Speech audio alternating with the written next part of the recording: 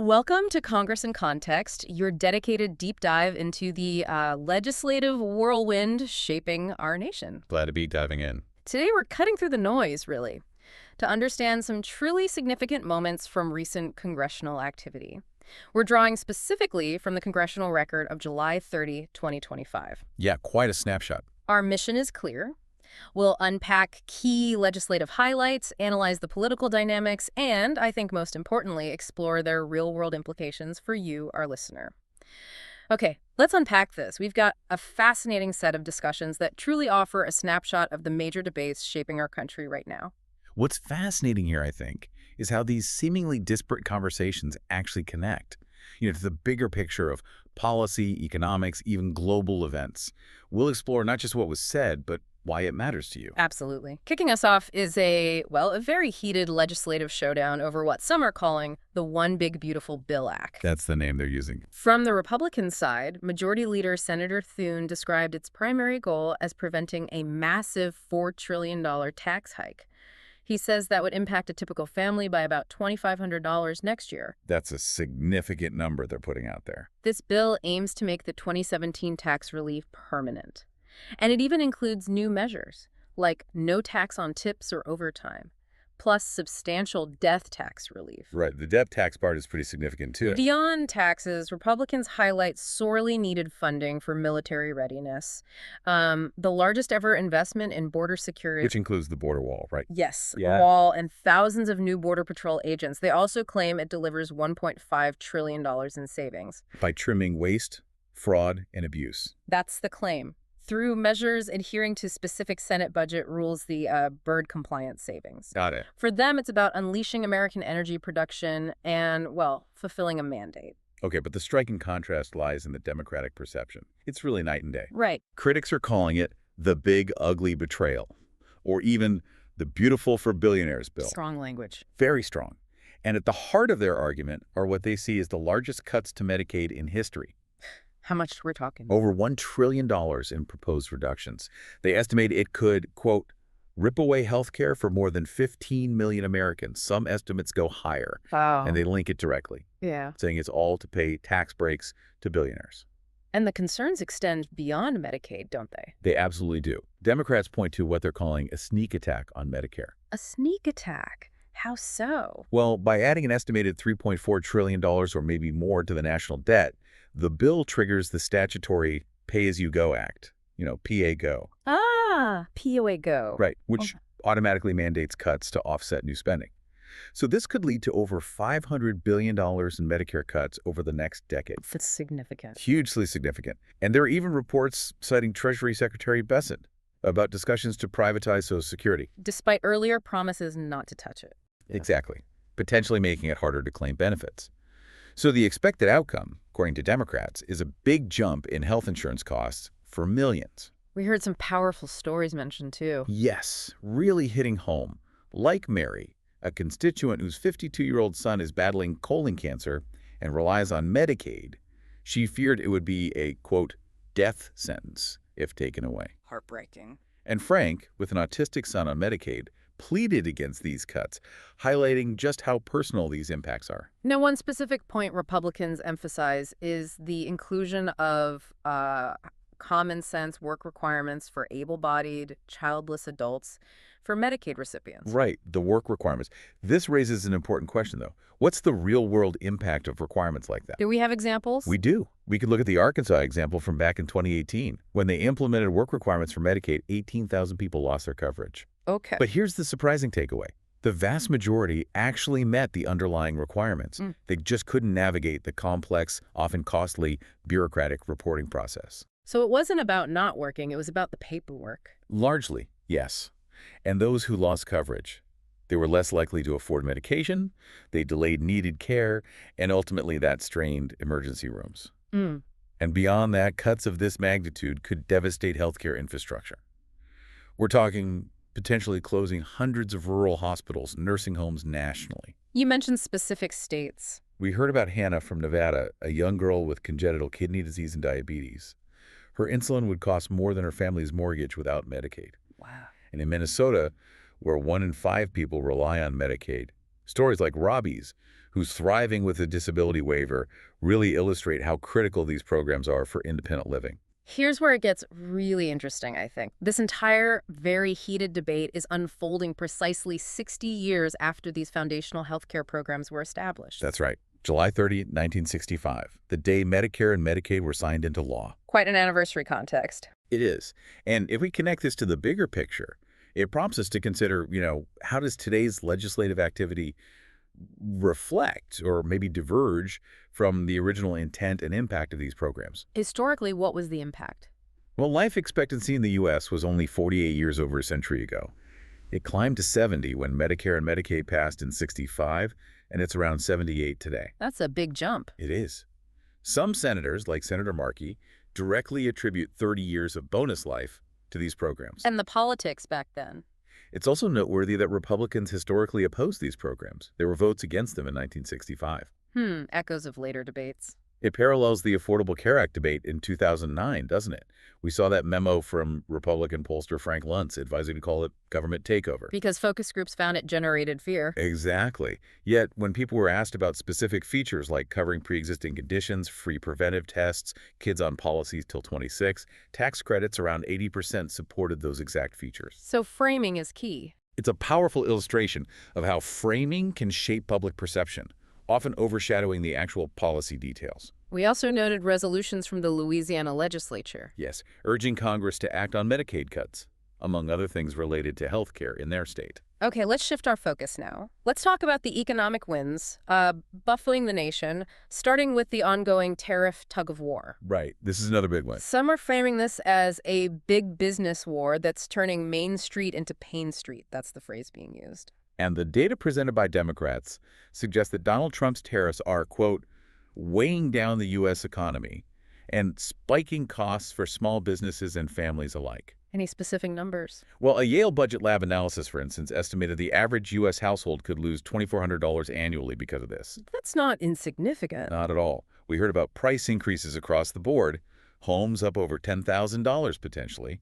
Clothing and shoes may be increasing by up to 35% by year end. Specific examples? Yeah, like strollers going up 50% in just 2 months. Things people buy every day. So the surprising takeaway here is that tariffs, while maybe intended to protect, are functioning like a hidden tax on everyday Americans. The average tariffs reportedly rose to over 17%, which is historically high, described as the highest level since the Great Depression. And this particularly hurts small businesses and farmers. They often lack the margins to absorb these price swings. Like fertilizer costs. Right, farmers reportedly paying 25% more for fertilizer. That's a huge input cost. And beyond just economics. There's concern about geopolitics, tariffs potentially alienating allies, and even, reportedly, giving China greater access to U.S. semiconductors, which are vital for national security. Moving from tariffs, let's pivot to the national debt. That's a subject that, well, it seems to transcend partisanship, at least in theory. In theory, yes. It raises an important question, though. How do these fiscal decisions, both on spending and revenue, impact our long-term economic stability and future generations? What are the current numbers looking like?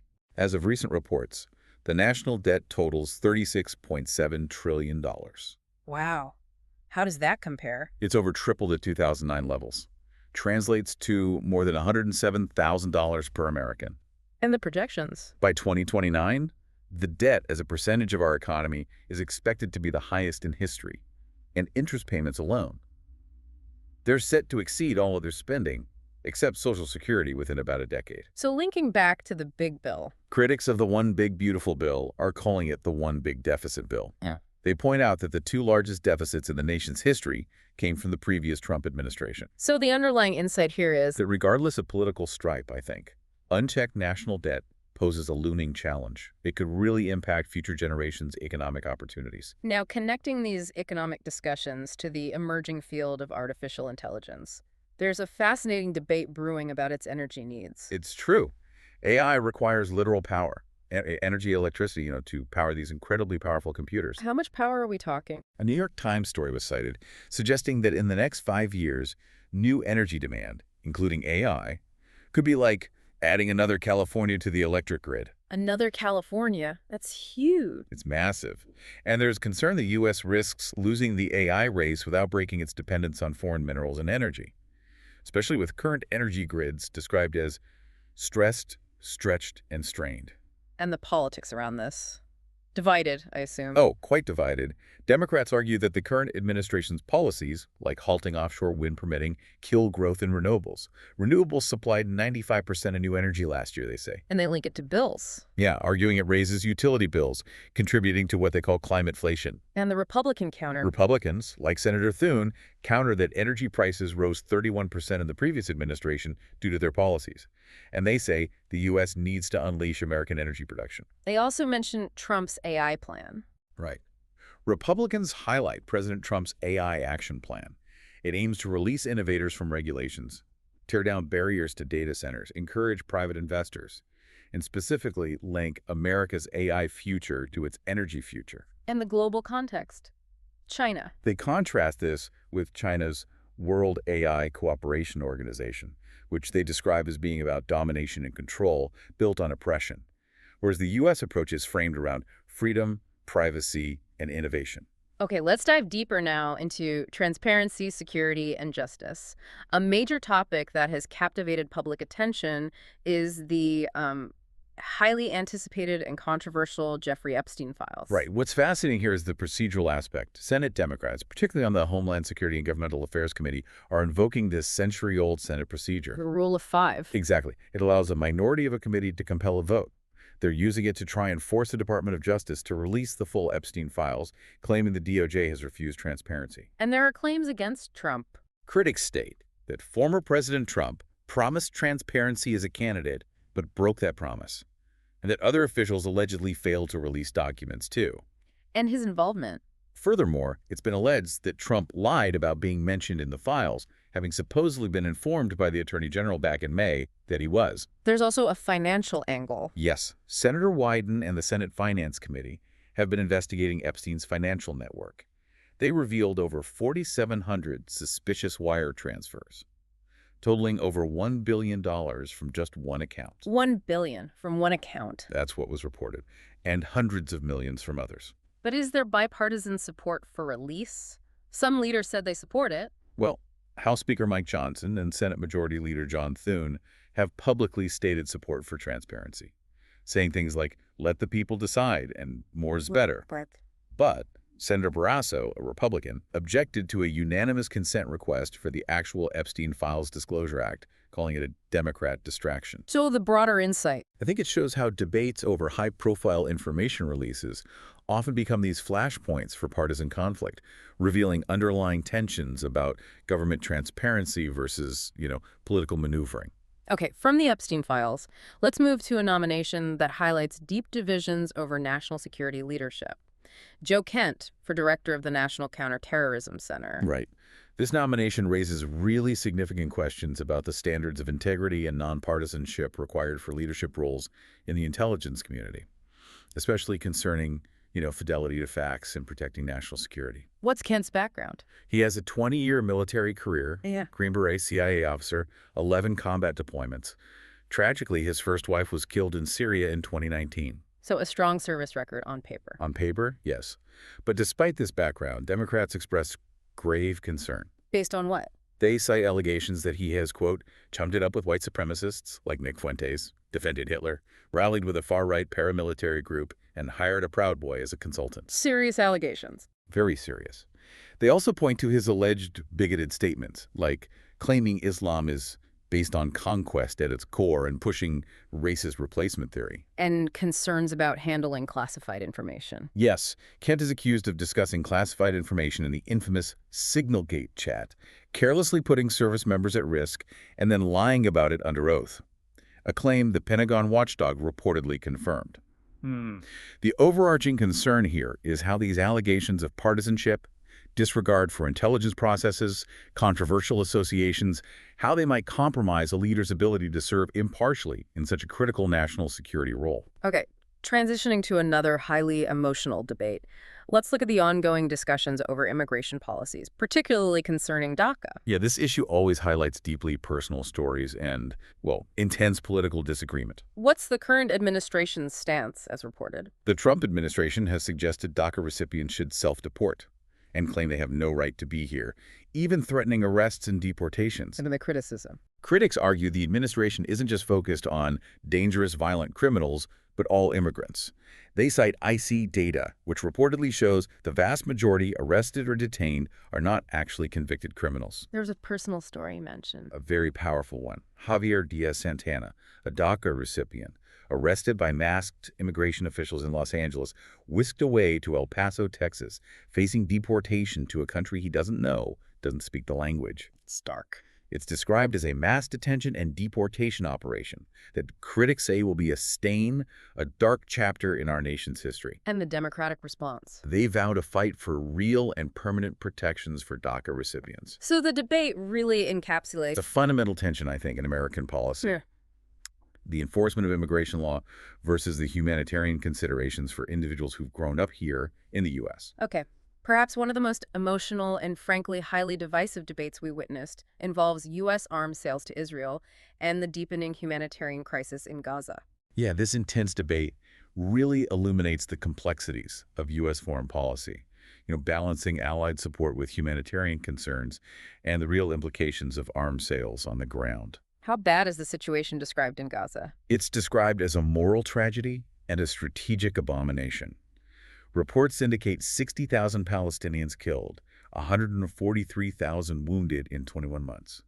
Mostly women, children, the elderly. That's 10% of Gaza's population. And children specifically. More than 18,000 children reportedly killed. Thousands more have had limbs amputated. It's horrific. And beyond casualties. Mass starvation and death are described as sweeping through Gaza. 1/3 of Gazans reportedly going multiple days without eating. There were specific stories. Stories of children like baby Zainab, just 5 months old, dying from malnutrition because special formula wasn't available. It really underscores the severity. What about aid access? The Netanyahu government is accused of blocking thousands of truckloads of aid.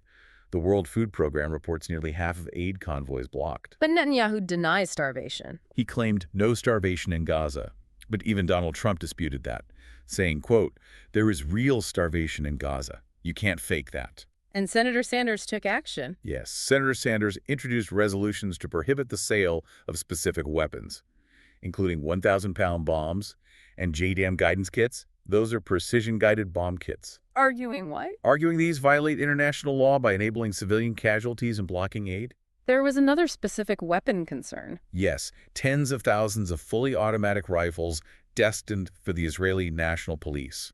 That police force is headed by Minister Itamar Ben-Gvir, described as a far-right extremist who has reportedly distributed weapons to West Bank settlers. How did Republicans respond? Senator Risch, a Republican, opposed Sanders' resolutions, called them misguided, argued they'd abandon a key U.S. ally. He emphasized Hamas as a terrorist organization responsible for the war and should release hostages. And the outcome? Both resolutions failed to pass. They were rejected. So the key insight here is? It's the deep chasm in Congress, really, over how the U.S. should balance its alliance responsibilities with this urgent humanitarian situation unfolding on the ground. A very tough balancing act. Beyond these major debates, we briefly noted a few other important legislative actions. Congress is exploring amendments to the Small Business Innovation Research and Small Business Technology Transfer Programs, SB-IRS-TTR, right? That's right. What's particularly noteworthy are proposals to streamline and extend these programs, but also to address national security risks from foreign entities. And there was something about fact-checkers. Yes, surprisingly, prohibitions on agreements with certain fact-checking organizations like NewsGuard and the Global Disinformation Index. That raises questions. It does, about what constitutes foreign risk and how such prohibitions might impact the information landscape. And quickly, housing and military personnel. Efforts to modernize the Native American Housing Assistance and Self-Determination Act, including student housing and crime prevention. And for military personnel, amendments to the Service Members Civil Relief Act, the SCRA, for financial literacy, plus a pilot program for food coupons for junior enlisted members. Okay, so wrapping up, what does this all mean? This deep dive into the Congressional Record has laid bare the ongoing battle over the big bill and its sweeping impact on healthcare, the economy. Definitely. Plus the fierce debates over tariffs and the national debt. Critical national security discussions surrounding the Kent nomination. And those deeply human stories emerging from immigration policies and the Gaza conflict. It covers so much ground. It really does. And this deep dive truly underscores how interconnected these issues are, doesn't it? How congressional decisions on seemingly different topics can converge and affect every facet of our lives, Yeah. from your healthcare costs to, well, the price of your coffee. Oh, true. To stay informed and engaged, you can find the full text of bills we discussed today on congress.gov. That's a great resource.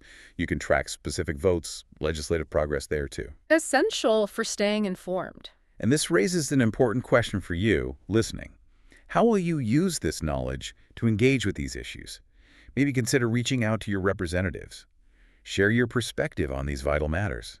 Or explore advocacy groups that align with your interests. What should we watch for next? Keep an eye on ongoing legislative efforts, perhaps to reverse those healthcare cuts. Continued debates on tariffs are almost certain, and future votes on key nominations, like Kent's, could reshape our national security apparatus. As we've seen, behind every vote and every debate in Congress, there are real people and, well, powerful ideas at play. The conversation around issues like healthcare and tariffs often boils down to a fundamental question, doesn't it? Who pays and who benefits? Exactly. And if we connect this to the bigger picture, it's worth considering.